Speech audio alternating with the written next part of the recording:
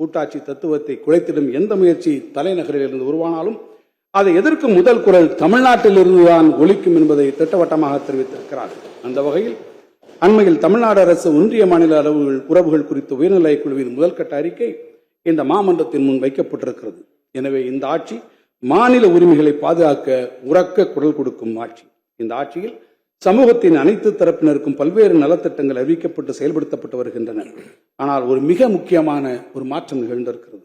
நலத்திட்டங்களை பெறும் பயனாளிகள் தாங்கள் பெறுவது சலுகை அல்ல, அது அவருடைய உரிமை என்பதை பொதுமக்களுக்கும் அரசு இயந்திரத்திற்கும் புரிய வைக்கப்பட்டிருக்கிறது. அதனால்தான் பெண்களின் உழைப்பளிக்கும் இந்த திட்டத்திற்கு கலைஞர் மகளிர் உரிமை தொகை என்று பெயரிடப்பட்டிருக்கிறது. பேரவைத் தலைவர் அவர்களே, அரசின் திட்டங்களை சொல்லி வந்திருக்கிறேன். ஆனால் நம்முடைய மாண்புமிகு முதலமைச்சருடைய நிர்வாகத்திறன் எந்த அளவிலே இருந்திருக்கிறது, அவருடைய கூர்த்த மதிநுட்பம் எந்த அளவிலே இந்த நாட்டிற்கு பெருமளவு உதவி இருக்கிறது என்பதையும் நான் சுட்டிக்காட்ட வேண்டியது என்னுடைய கடமையாகும். பேரவைத் தலைவர் அவர்களே, முத்தமிழறிஞர் கலைஞர் அவர்களுடைய மதிநுட்பமும் நிர்வாகத்திறனும் உலகறிந்தது. அவர் வழியில் நம்முடைய மாண்புமிகு முதல்வருடைய திறமையான நிர்வாகம் குறித்து இந்த நாடு அறிந்து கொள்ளக்கூடிய நிகழ்வு ஒன்று சமீபத்திலே நடைபெற்றது. சரியாக ஒரு வாரத்திற்கு முன்னால் சென்ற வெள்ளிக்கிழமை வங்கக்கடலோரம் கடல் அலைகள் அன்றைய தினம் சூரியன் உதயமாகும் போது அது உதயமாகும் நேரம் குறித்து தங்களுக்குள் அலைபேசிக் கொண்டிருந்தன.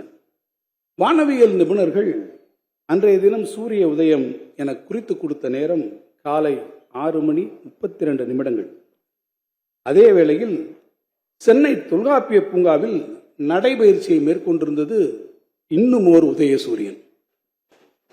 ஆனால் அவருடைய எண்ணமெல்லாம் அவருடைய அலைபேசியிலே வரக்கூடிய அழைப்புகளுக்காக காத்திருந்தது. மிகச்சரியாக 6:32 வந்த செய்தி, தமிழ்நாடு எங்கும் கலைஞர் மகளிர் உரிமை தொகையில் பெற்றிடும் 1,31,00,000 மகளிரின் வங்கிக் கணக்கில் 5,000 ரூபாய் வரவு வைக்கப்படும், அந்த பணி தொடங்கி வைக்கப்பட்டது என்கின்ற செய்தியே அந்த செய்தி. எப்படி வானில் சூழ்ந்திடும் கருமேகங்களை விளக்கி கதிரவன் தன் ஒளியை பரப்ப தொடங்குகிறதோ, அதே போல சிறுமதியாளர்களின் தடையை தவிர்த்து மகளிரின் உரிமையை நிலைநாட்டி எங்கள் உதய சூரியன் மாண்புமிகு முதல்வர் எடுத்திட்ட அந்த செயலை தமிழ்நாடே பாராட்டி மகிழ்கிறது. இது துல்லிய தாக்குதல் அல்ல, இது துல்லிய தாக்குதல் அல்ல, ஒரு தாயுமானவரின் அன்பான அரவணைப்பு. It is not a surgical strike. It is a strategy filled with compassion but executed with clinical precision. நீங்கள் மகளிர் உரிமை தொகையாக 1,000 ரூபாய் கொடுப்பதை நிறுத்த முயற்சித்தால், நீங்கள் மகளிர் உரிமை தொகையாக 1,000 ரூபாய் நாங்கள் கொடுப்பதை நிறுத்த முயற்சித்தால், நான் 5,000 ரூபாயாக அதை தருவேன் என்று நம்முடைய மாண்புமிகு முதலமைச்சர் எடுத்த முடிவு